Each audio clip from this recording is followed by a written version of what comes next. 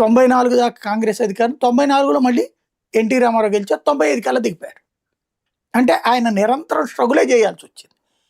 ఆయన first trip అధికారంలో ఉన్నప్పుడేమో నాదెళ్ల భాస్కర్ కొడుతూ, రెండో ట్రిప్ అధికారంలో ఉన్నప్పుడు రేణుకా చౌదరి లాంటి వాళ్ళు చీల్చే ప్రయత్నాలు చేశారు. మూడో ట్రిప్పు చంద్రబాబు నాయుడు గారు చీల్చేశారు శాంతం.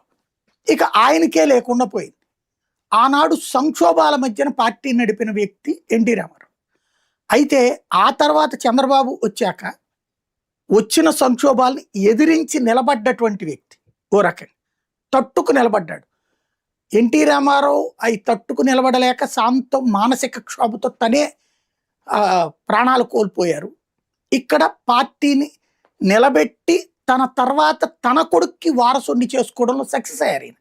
ఎన్టీ రామారావు దిగిపోయాక తన కొడుకుకి వారసుని చేయాలని చాలా తపన పడ్డారు. హరికృష్ణకు కావచ్చు, బాలకృష్ణకు కావచ్చు, ఎవరో ఒకళ్ళకి. కానీ అది సాధ్యం కాలేదు. బట్ తీసుకున్న నారా చంద్రబాబు నాయుడు గారు తన కొడుక్కిని ఆ పొజిషన్లోకి తీసుకురావడంలో సక్సెస్ అయ్యారు. ఈయనున్నప్పుడు వచ్చిన సంక్షోభాలు లైక్ దేవేంద్ర గౌడ్ పార్టీ పెట్టడం కావచ్చు, లేకపోతే కేసీఆర్ పార్టీ పెట్టడం కావచ్చు, ఇవన్నీ. అయితే గ్రిప్ మాత్రం పార్టీ మీద గ్రిప్ కోల్పోలే. ఎన్టీ రామారావు పార్టీ మీద గ్రిప్ కోల్పోయారు. ఈయన పార్టీ మీద గ్రిప్ అట్లా కొనసాగిస్తూ వచ్చారు.